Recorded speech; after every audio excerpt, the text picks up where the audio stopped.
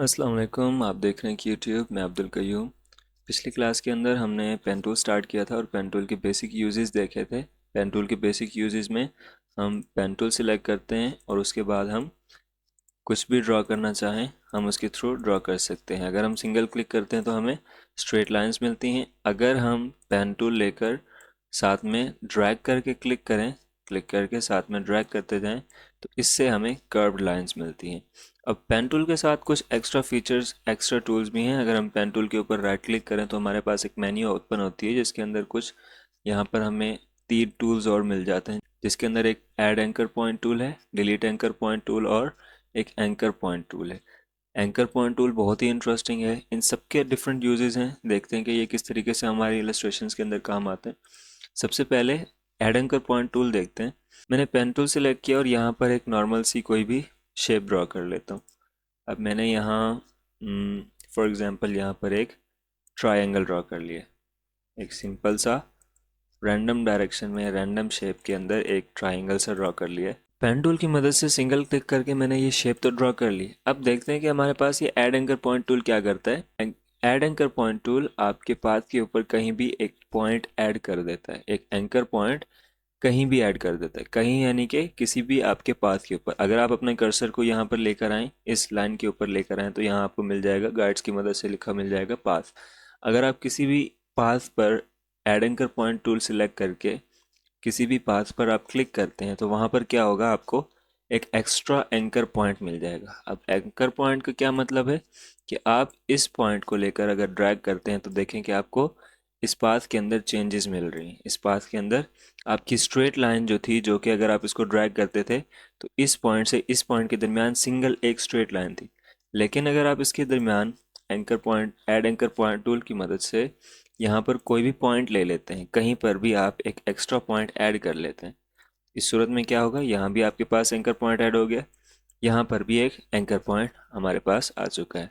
इससे ये होगा कि हमारा ये पाथ अब यहाँ से डिवाइड हो सकता है। डिवाइड ऐसे हो सकता है कि हम इसे ड्रैग करें तो ये साइड अलग हो गई, ये साइड अलग हो गई, और यहाँ से हम इसको कहीं भी बेंड कर सकते हैं। सिंपली आप add anchor point tool select करते हैं तो इससे आप पाथ के दरमियान कहीं भी पॉइंट्स ऐड करके उसको उस पाथ को एडजस्ट कर सकते हैं, उसको ड्रैग करके कहीं भी किसी भी शेप के अंदर कन्वर्ट कर सकते हैं। यहाँ से ये सारे पाथ्स मैंने ऐड किए थे, तो कुछ भी आप इसके अंदर इस शेप को बना सकते हैं। उसके बाद इसके अंदर अगर आप कोई फिल कलर देना चाहें तो फिल कलर आपने फॉर एग्जांपल रेड दे दिया, या फिर इसको लाइट ब्लू कर देते हैं।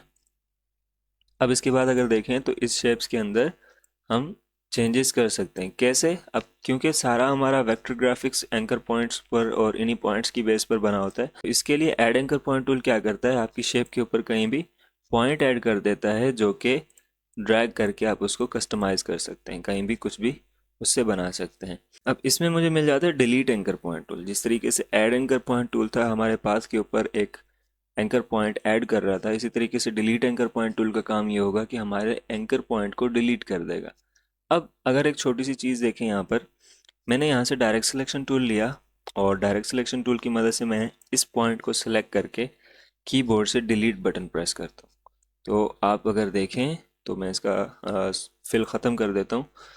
इस सूरत में क्या हुआ, आपका ये पाथ यहाँ पर जो एक कंप्लीट शेप था वो पाथ में कन्वर्ट हो गया। इस एंकर पॉइंट से जुड़ा ये एंकर पॉइंट जो मैंने यहाँ से डिलीट किया, फॉर एग्जांपल यहाँ पर आपको ये एंकर पॉइंट यानी कंप्लीट शेप दिख रही है। मैंने इस एंकर पॉइंट को सिलेक्ट करके डिलीट कर दिया। जैसे ही मैं डिलीट करता हूँ इस एंकर पॉइंट से जुड़ा ये पाथ और इस तरफ जाता हुआ पाथ कंप्लीटली डिलीट हो चुका है। अब ये कंप्लीट शेप नहीं रही, ये एक सिंगल पाथ है जो कि क्लोज नहीं है, ओपन हो चुका है। अगर मैं डायरेक्ट सिलेक्शन टूल से एक पॉइंट को सिलेक्ट करके उसको डिलीट कर देता हूँ तो क्या होता है कि उससे जुड़ा कंप्लीट पाथ डिलीट हो रहा है, जो कि कंप्लीट शेप को बिल्कुल अजीब सा ख़त्म कर रहा है। लेकिन मुझे ऐसा नहीं करना है, मुझे सिर्फ एंकर पॉइंट को डिलीट करना है ताकि मेरी ये शेप यहाँ इस पॉइंट से इस पॉइंट तक ज्वाइन हो जाए। तो इसके लिए क्या करना है, इसके लिए यूज़ होता है हमारा डिलीट एंकर पॉइंट टूल। जब आप डिलीट एंकर पॉइंट टूल लेते हैं और आप किसी एंकर पॉइंट टूल पर क्लिक करेंगे तो जैसे ही मैंने इस पर क्लिक किया, ये एंकर पॉइंट सिर्फ यहाँ से पॉइंट डिलीट हुआ, कंप्लीट पाथ डिलीट नहीं हुआ, यहाँ से पॉइंट डिलीट हुआ तो हमारा ये पाथ इस पॉइंट से इस पॉइंट तक कंप्लीट जॉइन हो गया ऑटोमेटिकली। तो ये यूज़ है डिलीट एंकर पॉइंट टूल का। इसी तरीके से वापस अगर मैं यहाँ पर पॉइंट ऐड करके इसको ड्रैग करके एडजस्ट करना चाह रहा हूँ, तो मैंने ऐड एंकर पॉइंट टूल से यहाँ पर एक पॉइंट लिया, उसके बाद मैं डायरेक्ट सिलेक्शन टूल की मदद से इसको एडजस्ट कर सकता हूँ, इसको ड्रैग करके कहीं भी प्लेस कर सकता हूँ, इसको एडजस्ट कर सकता हूँ। तो ये काफ़ी सिंपल यूज़ था इसका ऐड एंकर पॉइंट और डिलीट एंकर पॉइंट टूल का। इसके अंदर हमें जो नेक्स्ट टूल मिलता है वो है anchor point tool. Simple anchor point tool है, इसका बहुत इंटरेस्टिंग सा यूज़ है। देखते हैं किस तरीके से यूज़ करते हैं इसको। पेन टूल लेकर मैं यहाँ पर एक ट्राइंगल सी शेप दोबारा से ड्रॉ कर लेता हूँ। सिंपल सी मैंने एक ट्राइंगल से शेप बना ली है। अब हमारे पास जो एंकर पॉइंट टूल है उसका यूज़ क्या है। एंकर पॉइंट टूल जब आप सिलेक्ट करके अपने किसी पाथ के ऊपर लेके आते हैं तो आप देखेंगे कि यहाँ से इसके साथ एक कर्व सा, पॉइंट्स के साथ एक कर्व सा आइकन मिल रहा है आपको। इसका मतलब ये है कि जब आप एंकर पॉइंट टूल सिलेक्ट करके आप किसी पाथ के ऊपर आएंगे तो इस पाथ को आप कर्व में एडजस्ट कर सकते हैं, इसको क्लिक करके ड्रैग करने पर। इसको आप क्लिक करके ड्रैग करेंगे तो जिस तरफ आप जैसे ही ड्रैग कर रहे हैं आपको ये एक कंप्लीट कर्व्ड पाथ दे रहा है, एक कर्व शेप दे रहा है। ये करने के बाद आप दोबारा इन हैंडल्स को भी इसी टूल से सिलेक्ट करके एडजस्ट कर सकते हैं। जहाँ भी जैसा भी आप एडजस्ट करना चाह रहे हैं उसको सिंपली इजीली एडजस्ट कर सकते हैं। किसकी मदद से? सिर्फ एंकर पॉइंट टूल की मदद से। एंकर पॉइंट टूल क्या करता है, आपके स्ट्रेट पाथ के ऊपर जब आप अपना कर्सर लेकर आते हैं, एंकर पॉइंट टूल सिलेक्ट करके जब आप कर्सर स्ट्रेट पाथ के ऊपर लेकर आते हैं तो ये क्या करता है, आपके उस पाथ को कन्वर्ट कर देता है एक कर्व में। यानी उसके साथ हैंडल्स को ऐड करके आपके पाथ को, आपके स्ट्रेट पाथ को कर्व्स में कन्वर्ट कर देता है। उसके बाद आप इसको क्या कर सकते हैं, सिंपली इन हैंडल्स की मदद से एडजस्ट कर सकते हैं ड्रैग करके।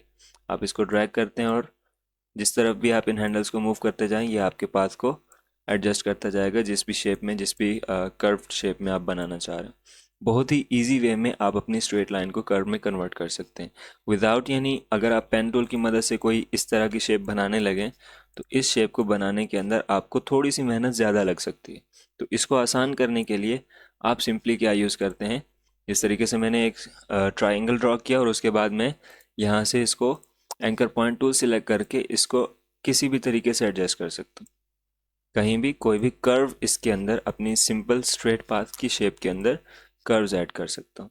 तो ये बहुत ही आसान रहता है जब आप एक इलस्ट्रेशंस ड्रॉ कर रहे हो या कुछ भी ट्रेस कर रहे हो, कोई इमेज ट्रेस कर रहे हो, तो उसके लिए क्या होता है कि ये टूल आपको हेल्प देता है आपके पाथ को कर्व करने में। कोई भी स्ट्रेट पाथ होता है तो उसको आसानी से कर्व में कन्वर्ट करने के लिए ये बहुत हेल्पफुल रहता है।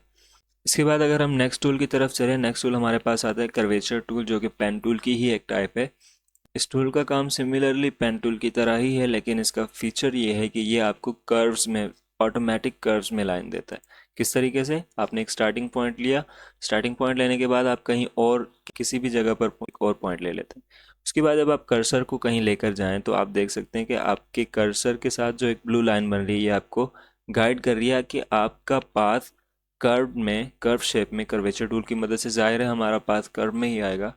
तो नेक्स्ट ये लाइन आपको गाइड कर रही है कि आपका पाथ किस तरीके से कहाँ पर कर्व होने वाले। अगर आप नेक्स्ट पॉइंट यहाँ पर लेते हैं तो यहाँ देखें कि सिंपली आपको हर पॉइंट पर आपका कर्व कन्वर्ट होता जा रहा है। जैसे भी आप शेप लेना चाह रहे हैं उसमें इजीली आप कर्व ले सकते हैं। उसके बाद अगर आप इस कर्व को एडजस्ट करना चाह रहे हैं, आल्ट की प्रेस करके इसको कहीं भी ड्रैग करके एडजस्ट कर सकते हैं। दोबारा से आल्ट की प्रेस करके मैं इसको भी एडजस्ट करना चाह रहा हूँ। फॉर एग्जांपल मेरा एक कर्व मुझे सही नहीं लग रहा, यहाँ से इसको भी थोड़ा कर्व करना चाह रहा हूँ, तो आपने इसके लिए क्या करना है, आल्ट की प्रेस करनी है, उसके बाद कोई भी पॉइंट ड्रैग करके एडजस्ट कर सकते हैं उसको।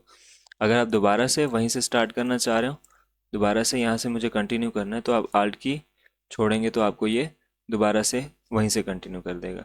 यहाँ पर आने के बाद जब आप इस पर स्टार्टिंग पॉइंट पर क्लिक करते हैं तो ये आपकी शेप कंप्लीट क्लोज हो जाती है। उसके बाद आप मज़ीद इसके अंदर कोई एडजस्टमेंट करना चाह रहे हैं तो वो भी आसानी से कर सकते हैं। तो कर्वेचर टूल क्या कर रहा है, आपकी शेप के अंदर आपको एक कर्व पाथ दे रहा है। पेन टूल की तरह ही यूज़ होता है लेकिन आपको कर्व में पाथ देता है। कर्व यानी कि बिल्कुल राउंड सा पाथ देता है। अगर आप इसके अंदर कोई कलर फिलिंग कर लें तो ये आप देख सकते हैं कि आपने बिल्कुल पेन टूल का इस्तेमाल ना करते हुए, ड्रैगेबल पेन टूल का इस्तेमाल ना करते हुए, बिना ड्रैग किए आपने सिंपली एक शेप सी बना ली है। तो यहाँ पर कर्वेचर टूल का क्या इस्तेमाल रहा। कर्वेचर टूल आपको कर्व में पाथ्स ड्रॉ करके देता है। कोई भी कर्व पाथ अगर आप बनाना चाह रहे हैं तो आप सिंपली क्लिक करते जाएं, तो ये आपको कर्व में पाथ आसानी से देता जाएगा। जैसे ही आप स्टार्टिंग पॉइंट पर क्लिक करते हैं तो ये आपको पाथ क्लोज कर देगा और एक कंप्लीट शेप में कन्वर्ट कर देगा। तो ये सिंपल यूज़ था हमारे पेन टूल का। पेन टूल की ज़्यादा से ज़्यादा प्रैक्टिस करें। मिलते हैं अगली क्लास में। अगर आपने अभी तक इस चैनल को सब्सक्राइब नहीं किया तो अभी सब्सक्राइब कर लें, ताकि आने वाली वीडियोस जो मज़ीद टूल्स पर होने वाली हैं वो आप तक सबसे पहले पहुँचें। मिलते हैं अगली क्लास में। अल्लाह हाफिज़।